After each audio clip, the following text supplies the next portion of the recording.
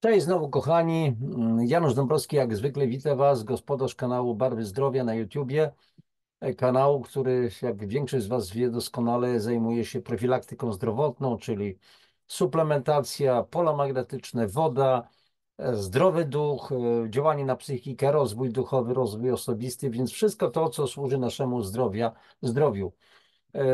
Wiecie doskonale, przynajmniej w większości, chyba że są ludzie, którzy po raz pierwszy oglądają. Jestem autorem też 21 książek obecnie. No jakieś takie mam zacięcie, żeby jeszcze coś tam napisać. Są pewne pomysły, czasu troszeczkę za mało. Natomiast no, przekazuję tą wiedzę po to, że należy zmieniać świat, zmieniać własne nastawienie, zmieniać przede wszystkim siebie, swoją świadomość pod każdym względem i zdrowotnym, i prawnym, edukacyjnym, każdym innym. Ma być też wolni w podejmowaniu wszelkich działań, wolni, ale też nie mamy prawa zwalać nikogo do postępowania, które nam tylko wyłącznie odpowiada. Więc dlatego, słuchajcie, o czym ja mówię, co przekazuję, możecie zawsze wszystko odrzucić. Możecie przyjąć część, możecie przyjąć wszystko.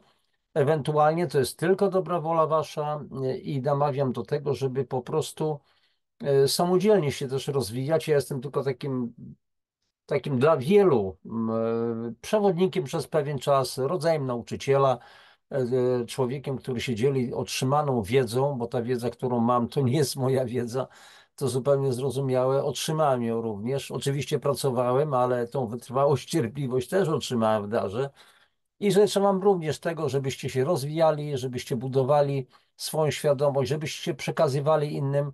Dlatego też proszę o ewentualnie lajkowanie, komentowanie, przesyłanie linków do tych moich audycji innym swoim znajomym czy bliskim. Mamy po prostu dokonywać zmian. Słuchajcie, kochani, o czym w ogóle dzisiaj? Dzisiaj porozmawiamy. Chcę, żebyście poznali coś ciekawego.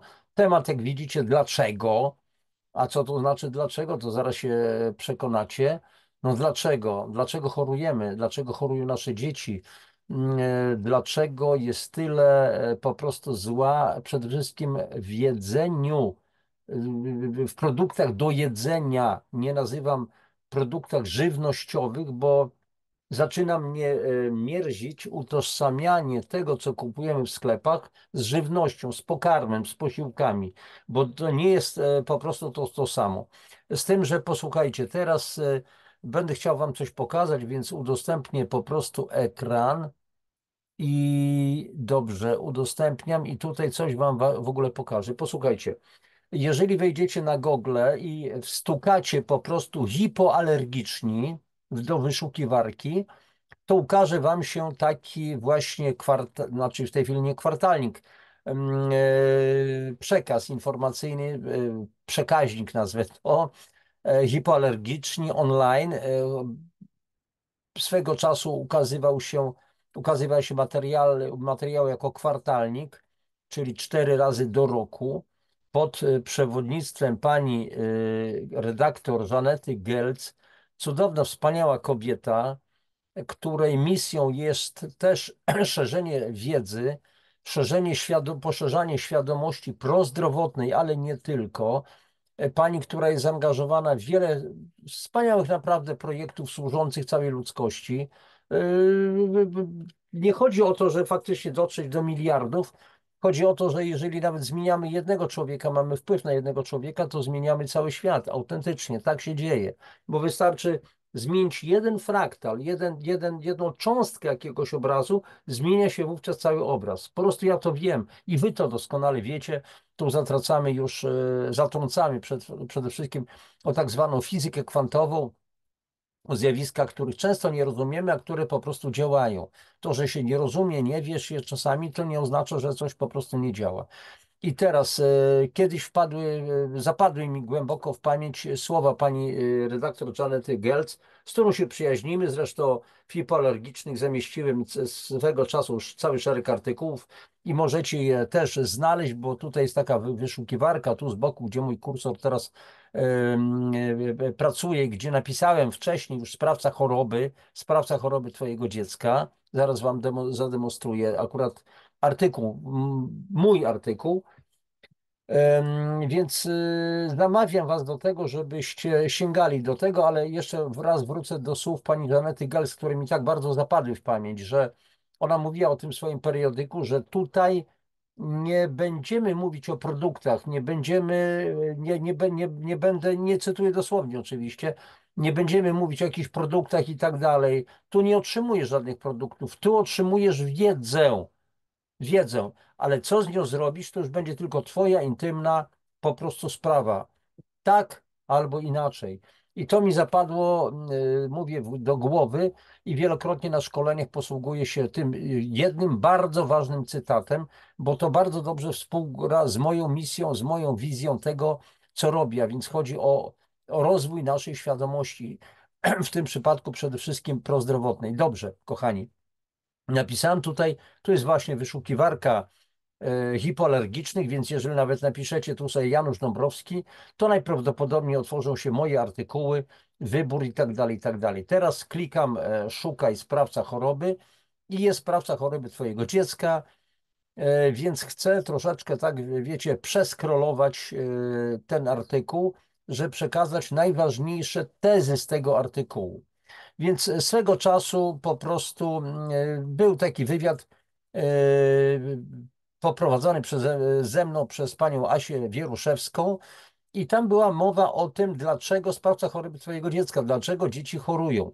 Pierwotny tytuł miał być nie, w nawiasie, świadomi zabójcy własnych dzieci. Pani Żaneta powiedziała wówczas, mówi, no panie Januszu, straszliwie mocny ten temat byłby, ten nagłówek. Nie, no zmieńmy. Dobrze, zostało sprawca choroby twojego dziecka. O jakimże to sprawcy będziemy mówić? Pozwolę sobie akurat, no mój wzrok będzie troszeczkę błądził tutaj po ekranie, a więc chodzi o taką rzecz, że nie chodzi o, tu to napisałem na początku, nie chodzi o jakiś taki wstęp do kroniki kryminalnej, uchowaj Boże, ale czasami mam ochotę napisać takie pismo do prokuratury, z podejrzeniem, w nagłówku z podejrzeniem możliwości popełnienia przestępstwa. Przez kogo? Przez wszystkich producentów produktów do jedzenia, przez sprzedawców, przez służby państwowe, a więc sanepid, inne jednostki, podejrzenie przestępstwa przez nauczycieli, przez sędziów, przez prokuratorów i tak dalej, przez rodziców, przeze mnie też być może samego, z braku świadomości, na czym polegałoby to przestępstwo? A na tym, że po prostu dopuszczamy się i dopuszczamy do dystrybucji produkty, których często nie powinno się dopuszczać kompletnie. I tutaj jest oskarżenie niestety niechcący.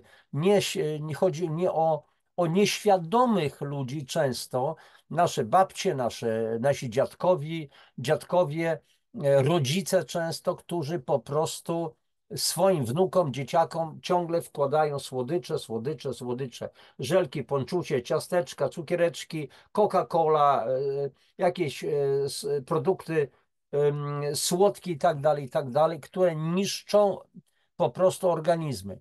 I teraz swego czasu ja oczywiście w swoich audycjach mówiłem o polskich pandemiach.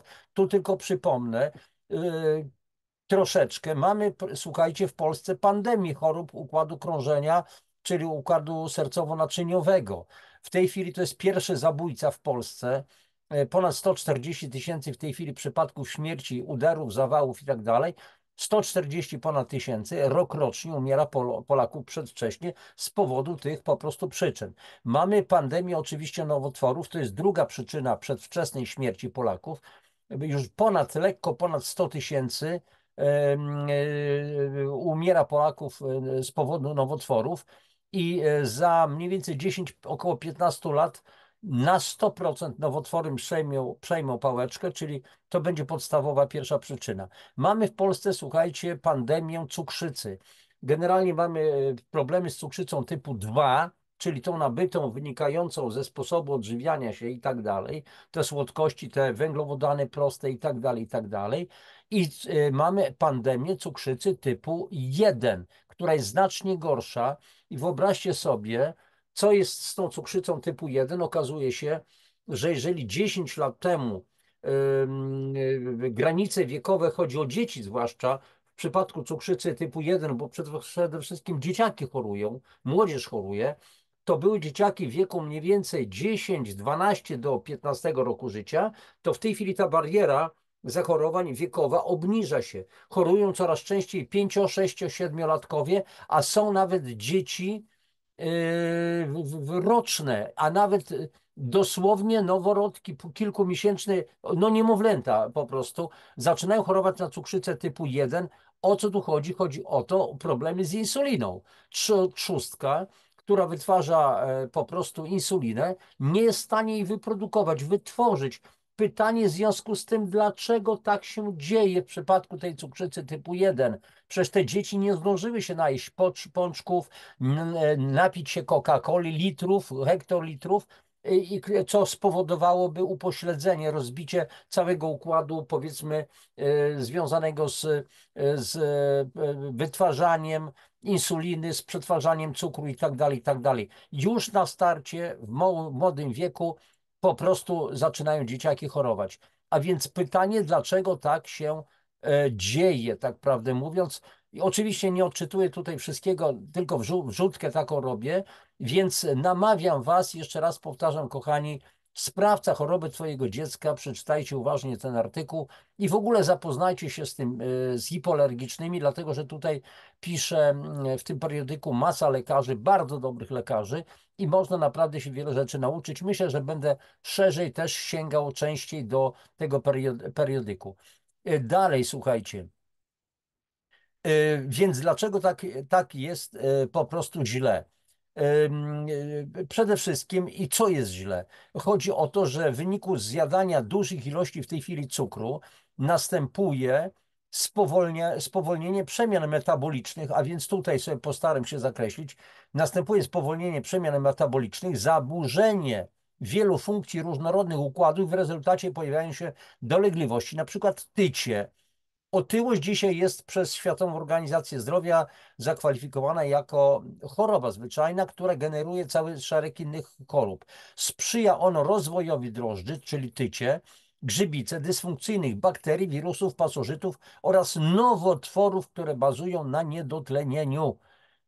niedotlenieniu i zakwaszeniu, co udowodnił niemiecki noblista, oczywiście profesor Otto Warburg, i więcej na ten temat piszę właśnie w jednej z moich publikacji, jak skutecznie, bezpiecznie się odchudzić, albo czego mogłeś jeszcze nie wiedzieć o zakwaszeniu organizmu i odchudzaniu, i skutecznym odchudzaniu, ale pisał również o tym, słuchajcie, doktor nauk medycznych, pan Mirosław Mastej, w swoich tekstach właśnie tutaj na tym portalu.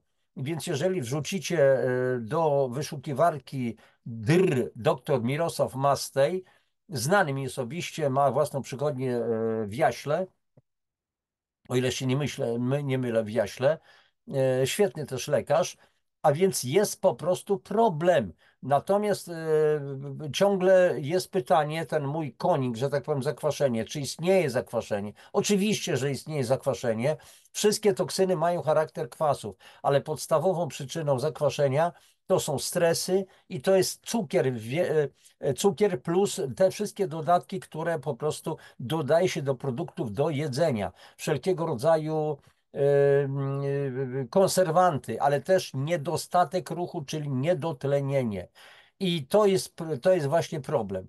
I teraz jeszcze jest jedna sprawa, no jak kiedyś byłem nauczycielem, zanim przeszedłem na emeryturę w ostatnim roku mojej pracy prowadziłem również WF, chociaż nie miałem, że tak powiem, uprawnień do tego, no ale ponieważ byłem na tyle sprawny, moja ówczesna dyrektorka, koleżanka, którą zresztą wcześniej zatrudniłem w szkole, wiedziała doskonale, co sobą przedstawiam, nieskromnie to brzmi, ale jej synowie chodzili razem ze mną na bardzo trudne treningi, więc ona wiedziała, że jestem w stanie poprowadzić WF-y na bardzo wysokim poziomie i dzieciaki chętnie ćwiczyły, chociaż na początku to był problem, ale mniejsza z tym.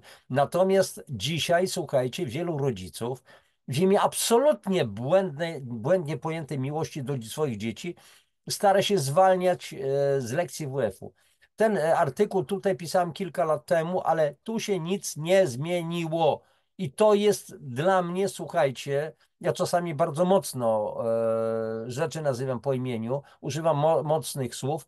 To jest kompletnie zbrodniczy brak rozwagi, zwalnianie dziecka z WF-u, bo dziecko się gorzej czuje, bo córka, dziewczynka już ma powiedzmy okres czy coś w tym rodzaju, bo ćwiczyć wówczas nie może. Wszystko można, ja to praktykowałem, u mnie dzieciaki po prostu ćwiczyły i to z wielką chęcią, dlatego że ja przede wszystkim też dawałem sobą po prostu pewien przykład i tak dalej. Ale jeżeli faktycznie jest problem z zakwaszeniem organizmu w wyniku nieprawidłowego odżywiania, z wielką ilością cukru, mięsa i tak dalej, z brakiem ruchu i tak dalej, to niestety będziemy mieć większą zachorowalność, mniejszą odporność psychiczną, fizyczną, zwiększoną agresywność, wady postawy, płaskostopie i tak dalej. Najtragiczniejsza wydaje się jednak być nadwaga i otyłość, które są z kolei źródłem wielu groźnych chorób. To, co podaję tutaj w tym zaniebieszczonym polu. I teraz słuchajcie, złe odżywianie, a tego uczymy od dzieciaki od małego. To my dajemy przykład, przykład na talerzach, co w domu się je. Jak są święta, to są litry Coca-Coli na stole, no bo przecież jak to bez Coca-Coli można się obyć? Jak to pić czystą wodę? Nieraz powtarzam, akurat dzisiaj akurat miałem spotkanie z kilkoma sympatycznymi ludźmi w Siemiatyczach, akurat miejscowości, która leży w pobliżu mojej miejscowości, w której mieszkam, Bielska Podlaskiego, i rozmawialiśmy na te tematy, więc po prostu dzisiaj no, jest obłędne przedstawienie, no jak to wodę pić. Więc ja nieraz mówię, tak trochę bulwersująco, mówię, dobra, słuchaj, kochany, ty nie wyobrażasz sobie picia wody, tylko musi mieć albo wodę gazowaną, albo silnie mineralizowaną, albo o smaku truskawkowym, albo czymś tam jeszcze. Czy masz kogoś, jakiegoś kuzyna na wsi, może dziadka miałeś? No dziadka mam jeszcze żyjący. A ile dziadek ma studni? Jak to ile? No jedno studni. Ja mówię, nie, zaraz, spokojnie, ustawmy ten temat. Podstawowa rzecz, jedną studnię ze zwyczajną wodą to dziadek ma i ta woda ma służyć dla konia, jeżeli jeszcze ma konia, krówki, świnki, kury i tak dalej. Natomiast druga studnia, na przykład z wodą o smaku truskawkowym, to już jest dla wnuków. Trzecia to jest z Coca-Colą, czwarta może być z wodą gazowaną. No i ludzie, jak słyszą takie diktum, na początku uważają, że to jest absurd, a później dochodzą do wniosku, no faktycznie coś w tym po prostu jest. Do czego żeśmy się przyzwyczaili już? Do czego żeśmy się przyzwyczaili? Mamy pomidory plastikowe, truskawki bezsmakowe, to ma ładnie tylko wyglądać, zwłaszcza, że towary często są ustawione na podłożu luster, żeby takie wrażenie było więcej, odpowiednio oświetlone, to ładnie wygląda. My kupujemy oczami, ale nie kupujemy często po prostu produktów naprawdę zdrowych. Tym bardziej, że to często te wszystkie warzywa i tak dalej, to są już poddane zmianom genetycznym. One mają długo leżeć, być odporne na warunki przechowywania, transportu i tak dalej. I to jest właśnie problem. Natomiast w tej chwili ogromnym problemem są tak zwane węglowodany oczyszczone, które nazywamy ogólną taką nazwą, troszeczkę upraszczam tą sprawę, cukrem. Cukrem. Za chwileczkę się dowiecie, ile tych postaci cukru jest, ale słuchajcie, dr Mark Heyman twierdzi, że przemysł spożywczy, tutaj mam, przemysł spożywczy generujący zyski rzędu $1 biliona jest największym handlarzem narkotyków odpowiedzialnym za dziesiątki milionów zgonów rocznie oraz stratę miliardów dolarów przez światową gospodarkę z powodu kapitału ludzkiego i naturalnego. Wieści z globalnej wioski, Nexus numer 4 z 2015 roku. Czyli 9 lat temu się nic nie zmieniło na lepsze. Wprost przeciwnie, zmieniło się na gorsze. Więc pytanie, słuchajcie, co to są te narkotyki, o których mówi dr Mark Hyman? To jest po prostu, jeszcze raz powtarzam, cukier, różne postaci cukru, bo pojęcie cukry, o tu zakreślam, pojęcie cukru lub węglowodany jest utożsamiane przede wszystkim z węglowodanami przyswajalnymi, którymi są cukry proste w postaci glukozy i fruktozy. Obecnych w owocach, miodzie są dwucukry w postaci sacharozy, a więc cukier buraczany lub trzcinowy, laktozy, cukier mleczny, czy maltozy, czyli to jest cukier tak zwany słodowy w skiełkowanych ziarnach zbóż albo w piwie oraz węglowodany złożone. I teraz jest sprawa taka, żeby rzecz w tym, aby spożywać węglowodany nieprzetworzone lub przetworzone w niewielkim tylko stopniu. Natomiast dzisiaj problemem, kochani, jest to, że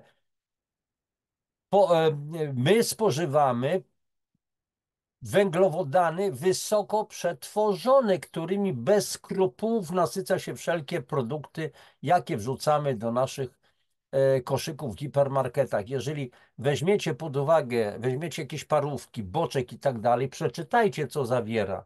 Zawiera te produkty, mięso zawiera również cukier, a cukier, słuchajcie, potwornie uzależnia.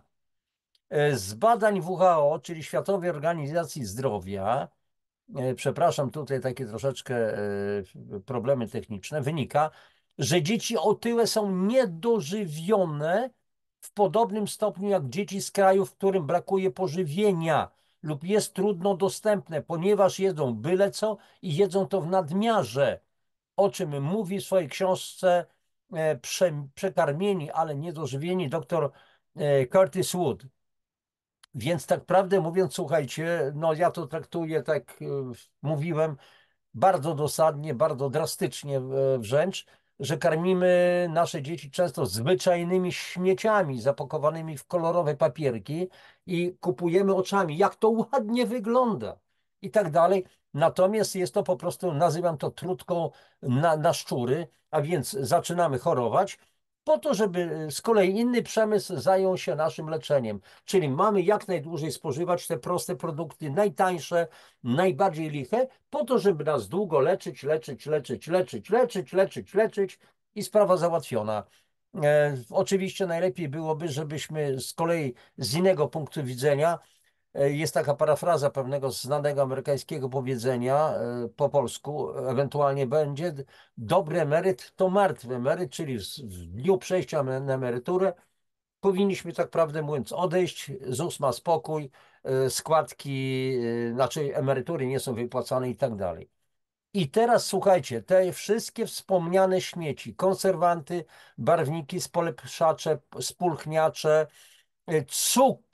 cukier w wielu postaciach, 75 rodzajów cukru mamy. Później zaczynamy to nosić w postaci naszego śmietnika. Wiecie, jak się to nazywa? To brzuszydło potężne, nawet dzisiaj u małych dzieci, 5, 7, 8-letnich obserwuję wielką otyłość. Później dorośli faceci noszą, my nazywamy to wszyscy śmietnikami, ale o, zobacz jaki śmietnik. Dosłownie nasza podświadomość doskonale nam to podpowiada, że to są śmietniki, kochani. To są dosłownie śmietniki. I teraz jest sprawa taka, że takim kontenerem na te wszystkie śmieci w naszym organizmie jest przede wszystkim tłuszcz tak zwany wewnętrzny, trzewny, visceralny, który oplata serce, nerki, wątrobę, płuca, jelito i tak dalej, i tak dalej. Tam są gromadzone toksyny, których organizm nie jest w stanie wydalić. Ani wątroba, ani nerki, ani skóra jako trzecia narka, ani płuca, którymi część toksyn też jest wydalana. One nie dają rady już tego wyzwalać, tego wyrzucać z organizmu, więc trzeba to gdzieś zmagazynować.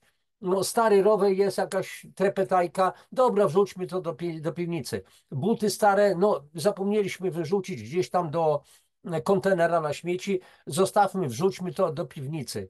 Gdybyśmy tak samo postępowali z obierkami, z tymi wszystkimi organicznymi śmieciami, odpadkami żywnościowymi, to byśmy zagracili piwnicę, tam byłoby zbiorowisko much, larw, szczurów, woń byłaby nie do zniesienia. Ktoś może powiedzieć, ale no jak to? Przecież nikt tak nie robi. Ale inne śmieci, z innymi śmieciami to robimy i mam na myśli przede wszystkim te śmieci, które mamy wewnątrz nas.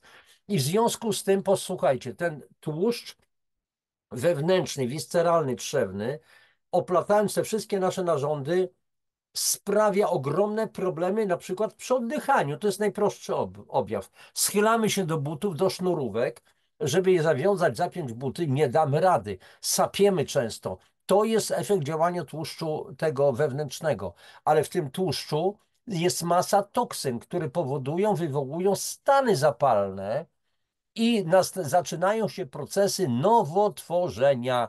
A więc tutaj to jest po prostu, zaczynają być problemem. Więc tutaj znowu na niebiesko zakreślam śmieci tetochemiczne, toksyny zawarte przede wszystkim w wodzie pitnej, wysoko przetworzonej przemysłowej żywności z całą masą barwników, konserwantów, polepszaczy, spłuchniaczy i innych aczy. Substancje te wchodzą ze sobą w niekontrolowane reakcje, w wyniku których powstają nowe toksyny. A więc w związku z tym, kochani, jest potrzeba usunięcia tych toksyn. Trzeba je zneutralizować, a więc toksyny mają charakter kwasów, czyli trzeba zneutralizować kwasy, wypłukać je, wypłukać te wszystkie zanieczyszczenia, te śmieci, w jaki sposób pić po prostu czystą wodę, ale też dostarczać odpowiednie minerały, zjadać żywność alkaliczną, która będzie powodowała po prostu alkalizację organizmu, ale też niestety zjadać, dożywiać się suplementami wysokiej jakości, bo nie ma dzisiaj innego sposobu na to, żeby dożywić organizm. I teraz jeszcze taki po prostu cytat. Słuchajcie, w jednej z audycji już o tym wspominałem. Posłuchajcie, nastolatki z nadwagą bardziej narażone są na wczesny zgon w życiu dorosłym. Ludzie, którzy mieli nadwagę w życiu w wieku 14-19 lat, w życiu dorosłym są bardziej narażeni na zgon z powodu wielu chorób przewlekłych. Wynika z norweskich badań, o których informuje pismo American Journal of Epidemiology i tak dalej. Więc oczywiście nie przytaczam tutaj całości tego artykułu, ale w każdym razie posłuchajcie. Teraz na bazie książki profesora Stanisława Wiązkowskiego, nieżyjącego już, wspaniałego człowieka, z którym też przyjaźniłem się kilka razy, odwiedzałem profesora u niego po prostu w Kielcach. Swego czasu mam jego książki, on miał moje książki. Książka Rola żywności w leczeniu, profilaktyce. Jak działa cukier w organizmie? Przyczynia się do powstawania niebezpiecznego śluzu i wilgoci w organizmie, sprzyjając rozwojowi drożdżowcom i grzybów z rodzaju Candida albicans. Zakwasza krew. Słuchajcie, krew jest bardzo trudno zakwasić. pH krwi prawidłowe to jest 7,365 średnie, czyli od 7,35 do 7 mniej więcej 43. Takie powinno być pH krwi. Zmiana nawet o 1/10 często powoduje już pewne komplikacje. A jeżeli spada pH krwi do poziomu 7,1, to już grozi śmiercią. 7 to już jest śmierć organizmu. Śmierć po prostu z powodu zawału serca i tak dalej. Dalej, cukier niszczy witaminy, w tym z grupy B. Pozbawia organizm minerałów, jest podstawowym wrogiem wapnia i magnezu. Natomiast po spożyciu osłabia system trawienny i nerwowy. Przyczynia się do powstawania nerwic, psychos, depresji, schizofrenii, paranoi, nadkwasoty żołądka, co zatem idzie wrzodów przewodu pokarmowego, utraty pamięci, dekoncentracji, senności, ciągłego znużenia, apatii, próchnicy zębów. Osłabia działanie nerek, serca, wątroby, zaburza działanie układu endokrynologicznego, prowadzi do rozwoju hiperglikemii, cukrzycy typu 2 przede wszystkim, a także nie do rozwoju umysłowego. To mówił profesor Stanisław Wiąckowski, naprawdę człowiek, który wysoko etyczny po prostu profesor, naukowiec. Mówię celowo profesor, z tego względu, że mamy masę profesorów, którzy zwłaszcza od 2019 poprzez 20, 21, 22 rok ci z tytułami naukowymi dyr, prof, nauk, med i tak dalej, pokazali, co potrafią. Z kolei, słuchajcie, wyniki badań amerykańskich naukowców opublikowane w Journal of Psychology wskazują także, że spożywanie słodkich produktów może pogorszyć procesy uczenia się i pamięci. I producenci, wielcy detaliści wiedzą, jak bardzo szkodliwie działa na nasz organizm ten biały narkotyk. Narkotyk. Główna badaczka projektu Sugar Science, dr Laura Schmidt z Wydziału Medycyny Uniwersytetu Kalifornijskiego w San Francisco oświadczyła, że chodzi o to, aby wyniki były zrozumiałe, jasne dla wszystkich. Twierdzi, że dodane cukry to te, które nie występują naturalnie w żywności. Znajdują się one w 75% wszystkich przetworzonych produktów spożywczych i mają 61 nazw, które często są trudne do rozszyfrowania na etykietach żywności. I jeszcze raz prośba, bo ja tutaj wszystkiego nie jestem w stanie wam przekazać, nie będę przecież odczytywał. Chciałbym po prostu zainteresować was po prostu treścią tego całego artykułu. I teraz co jeszcze ciekawego? Przed pisaniem tego artykułu wykonałem, no nie ukrywam, gigantyczną robotę w ciągu chyba 5 czy 6 godzin w jednym z podwarszawskich hipermarketów, gdzie po prostu chodziłem między regałami na stoiskach spożywczych i brałem w rękę poszczególne produkty i wypisywałem pewne dane. Konkluzja jest po prostu prosta. Posłuchajcie, ketchup 750 gramów zawiera węglowodany czyste, przetworzone, które są równoważne 25,5 łyżeczkom cukru. 25,5 łyżeczek cukru. Jedna łyżeczka cukru to jest 5 gramów. Jedna kostka cukru to jest 6 gramów. Napój 7up 1 litr. 22,5 łyżeczki cukru. Hop Cola 22 łyżeczki cukru, nektar jabłkowy 18,4 cukru i tak dalej, i tak dalej. Co tu jeszcze ciekawego? Coca-Cola 500 ml, pół litra, 10, prawie 11 łyżeczek cukru. Jogurt musli z truskawkami 300 gramów, 10 łyżeczek cukru. I teraz, jeżeli tak prześledzimy, a Gerber, sok jabłkowy, 175 ml, 4 łyżeczki cukru i małe dziecko na raz to wypija. Jaki problem? Wypija 4 łyżeczki cukru, kochani. I to jest dlatego, cukier jest nazywany narkotykiem, dlatego że dzieciaki bardzo łatwo się przyzwyczają, wszyscy, nie tylko dzieci, i później łakniemy tego cukru. Po prostu łakniemy cukru. I teraz nas się straszy przede wszystkim tłuszczem, a więc są na przykład jogurty zero tłuszczu, ale produkty pozbawione w ogóle tłuszczu są niesmaczne, więc żeby ludzie chcieli to jeść, to co się robi? Dodaje się po prostu cukier, a najwygodniejsza postać cukru to jest syrop glukozowo-fruktozowy. A z czego on jest wyprodukowany? A jest produkowany z kukurydzy, to wymyślili Amerykanie. A z jakiej kukurydzy? Wiecie doskonale, że praktycznie kukurydza, która nie jest, która jest starą formą kukurydz, już nie istnieje. Wszystkie kukurydze praktycznie, plus soja również bardzo często, to są, to są rośliny poddane po prostu genetycznym przemianom. Więc pytanie, jak to również działa po prostu na nas. I tutaj jeszcze jeden cytat. Najnowsze badania naukowców amerykańskich z 2013 roku, to w tamtym czasie jeszcze było, wykazały, że to syrop glukozowo-fruktozowy odpowiada za epidemię otyłości w USA i związanych z tym kilkudziesięciu chorób. Jest on jeszcze bardziej szkodliwy niż sacharoza, czyli zwykły biały cukier. Szczególnie niebezpieczny jest jego wpływ na leptynę, hormon sytości. W miarę jedzenia, a więc w miarę zaspokajania głodu, leptyna wysyła sygnał do mózgu o zaspokojeniu łaknienia. Pod wpływem syropu glukozowo-fruktozowego trzustka jest zmuszona do zwiększonego wytwarzania insuliny, a ta blokuje działanie leptyny. W rezultacie, jedząc, wcale nie stajemy się mniej głodni, lecz przeciwnie, mamy ochotę na dalsze, po prostu, kochani, porcje. A więc słuchajcie, resume, znaczy to wszystko naprawdę jest przerażające. Natomiast ja zawsze jestem, powtarzam, że jestem optymistą. Jak temu przeciwdziałać? Po prostu nie wyrażać na to zgody. A więc wybierać produkty, zwiększać swoją świadomość i tak dalej, i tak dalej. No więc słuchajcie, no jest to naprawdę bardzo, bardzo trudne.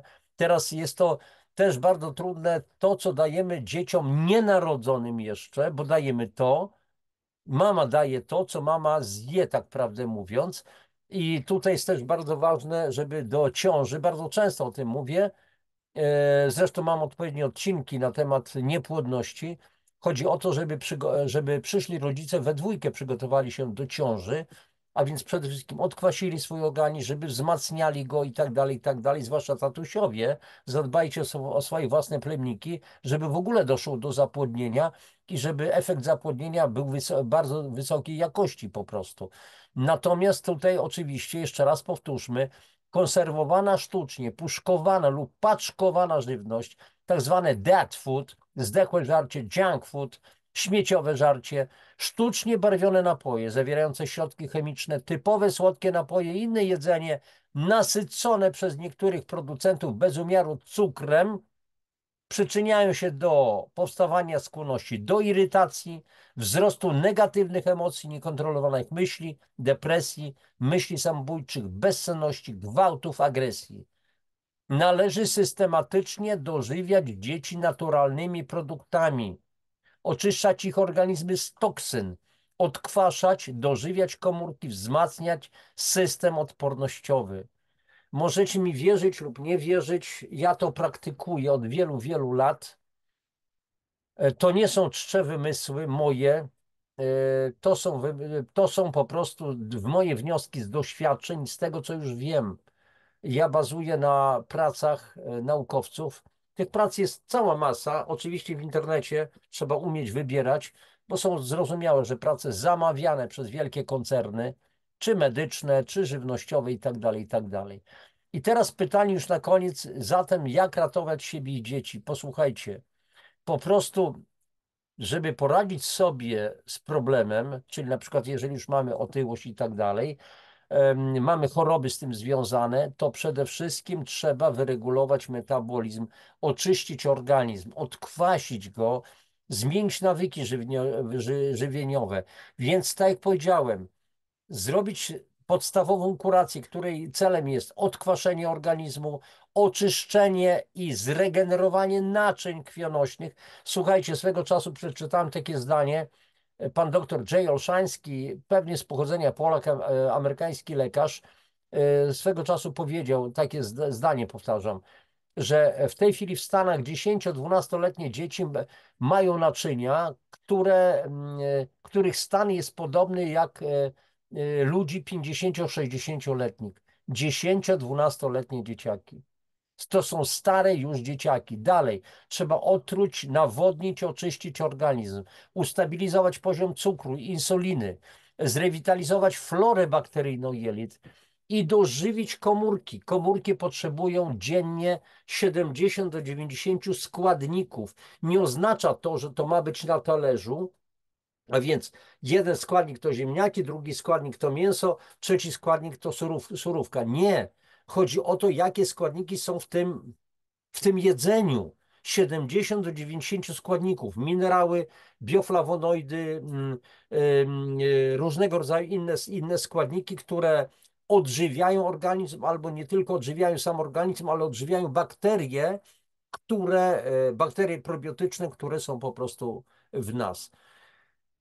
No i coś tutaj jeszcze. Oczywiście zmiana sposobu odżywiania się na odżywianie się, gdzie będzie więcej roślin, Pytanie, skąd wziąć te rośliny, ale posłuchajcie, jest łańcuch pokarmowy. Jeżeli mamy rośliny, które już zawierają pestycydy, nawozy sztuczne i tak dalej, to z kolei w mięsie będzie kumulacja tego wszystkiego. A więc jednak lepiej wybrać rośliny, niż wybierać często mięso. Mięso, jeżeli ktoś musi, proszę bardzo, raz w tygodniu, 2 razy w tygodniu, ale nie codziennie. Na obiad, na śniadanie, na obiad, na przykład na kolację i tak dalej. Kochani, kończę na dzisiaj. Taki trochę przegląd prasowy, jak widzicie. Jeszcze raz powtarzam, namawiam Was do tego, żebyście sięgali do hipoalergicznych, wygooglujcie sobie hipoalergiczni i po prostu przejrzyjcie te poszczególne strony. Myślę, że znajdziecie bardzo dużo ciekawej wiedzy i artykułów pisanych przez naprawdę kompetentnych w swoich dziedzinach fachowców, profesjonalistów. Dziękuję Wam za obecność. Dziękuję, że spędziliście ze mną ten czas i z hipoalergicznymi. I do następnego spotkania. Rzecz jasna. Co tu jeszcze? Zatrzymał udostępnienie, będziemy już kończyć. Wracam do tej swojej normalnej postaci.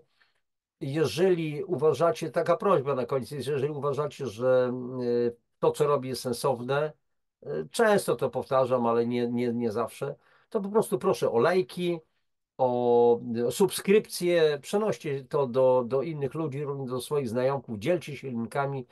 Rozszerzajcie tą wiedzę, po prostu poszerzajmy wspólnie swoją świadomość, bo mamy czasy takie, jakie mamy, można byłoby je nazwać trudnymi czasami, ale jeszcze raz powtarzam, jestem optymistą.